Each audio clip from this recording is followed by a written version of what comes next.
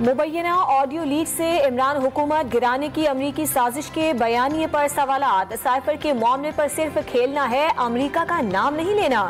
عمران خان کی اپنے سابق پرنسپل سیکرٹری سے گفتگو کی مبینہ آڈیو سامنے آ گئی۔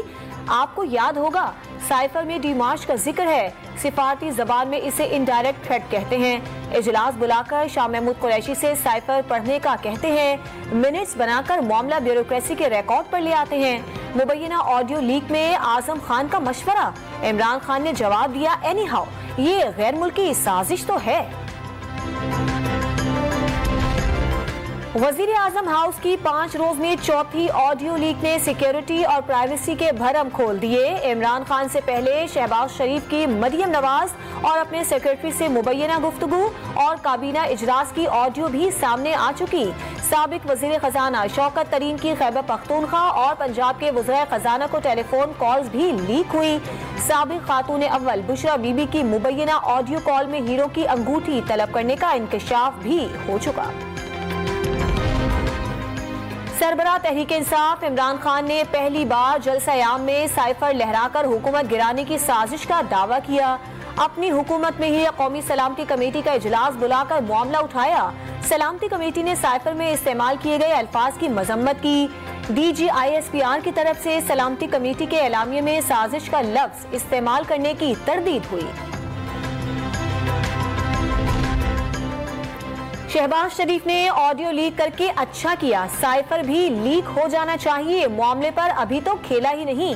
سربراہ تحریک انصاف عمران خان کا آڈیو لیک پر رد عمل، خان صاحب مذاکرات ہوں گے یا دھرنا؟ صحافی کا سوال، ابھی انتظار کرنا ہوگا کس وقت کیا ہوگا، عمران خان کا جواب۔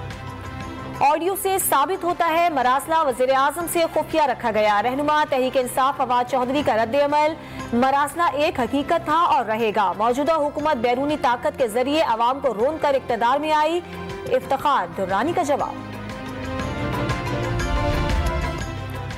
نون لیگ نے عمران خان کی آڈیو لیک پارٹ 2 میں مزید راز کھلنے کا دعویٰ کر دیا، لیگی رہنما عاصمہ بخاری نے عمران خان سے جھوٹ بولنے کا جواب مانگ لیا۔ وزیر اعظم ہاؤس کی آڈیو لیکس کا معاملہ آج قومی سلامتی کمیٹی میں اٹھایا جائے گا، حساس اداروں کے سربراہان شرکاء کو بریفنگ دیں گے، ملکی معاشی اور سیلاب کی صورتحال پر تبادلہ خیال کیا جائے گا۔ اجلاس میں داخلہ، خارجہ اور اطلاعات کے وزراء سمیت chairman joint chiefs of staff, تینوں افواج کے سربراہ، D G, I S I اور آئی بی کے سربراہ شریک ہوں گے۔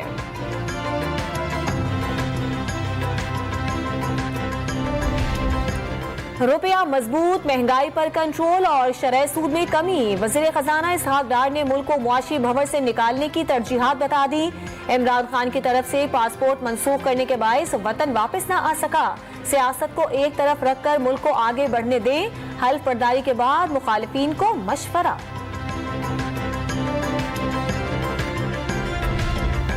معاشی بحران کے عروج پر مفتاح اسماعیل نے مشکل فیصلے کر کے ملک کو دیوالیہ ہونے سے بچایا، آئی ایم ایف سے کامیاب مذاکرات کیے، وزیر اعظم کا سبکدوش وزیر خزانہ کو خراج تحسین، مفتاح سے وزارت خزانہ اور ریونیو کا قلمدان لے کر اسحاق ڈار کو سونپ دیا۔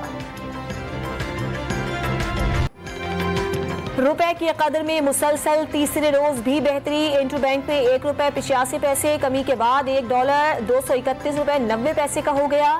3 روز میں ڈالر کی قدر تقریباً $7 گر گئی۔ پاکستان اسٹاک مارکیٹ میں بھی تیزی کا رجحان برقرار، 100 انڈیکس سے 150 پوائنٹس اضافے سے 41,600 پوائنٹس کی سطح عبور کر گیا۔ کھلے آسمان تلے خیمہ زن لاکھوں سیلاب زدگان پر نئی آفت، ٹوٹنے کا خدشہ، بے یار و مددگار، متاثرین سردیوں سے نمٹنے کو تیار نہیں، سانگھر کے بیشتر مکانات تاحال زیر آب، خیرپور میں 39 روز بعد بھی بارش کا گندا پانی موجود، کنکور، ٹنگوانی، گھوٹکی، ٹنڈو الیار کے دیہاتوں میں پانی سے تعفن اٹھنے لگا۔ سندھ حکومت کا پانی اترنے کے بعد کیمپوں سے گھر واپس جانے والے متاثرین سیلاب کو راشن فراہم کرنے کا اعلان، ملک میں سب سے بڑا سیلاب متاثرین مشکلات میں ہیں، وزیر اطلاع سندھ شرجیل میمن کا آگے بڑھ کر سیلاب زدگان کی مدد پر زور۔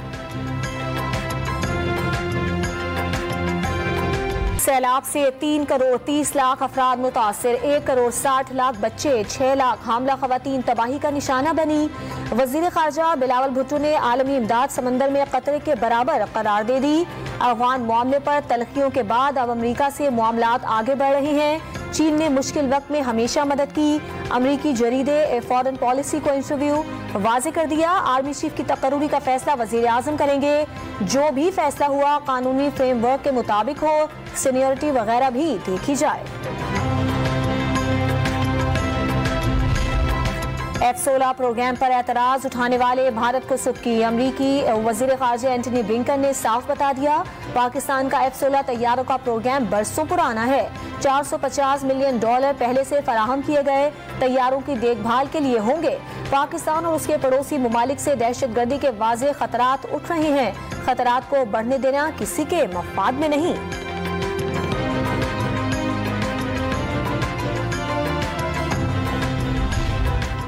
سابق صدر آصف علی زرداری کی طبیعت 1 ماہ سے ناساز، کراچی کے نجی اسپتال میں پھیپھڑوں کا آج پروسیجر کیا جائے گا، ڈاکٹر عاصم کی سربراہی میں بورڈ کا معائنہ۔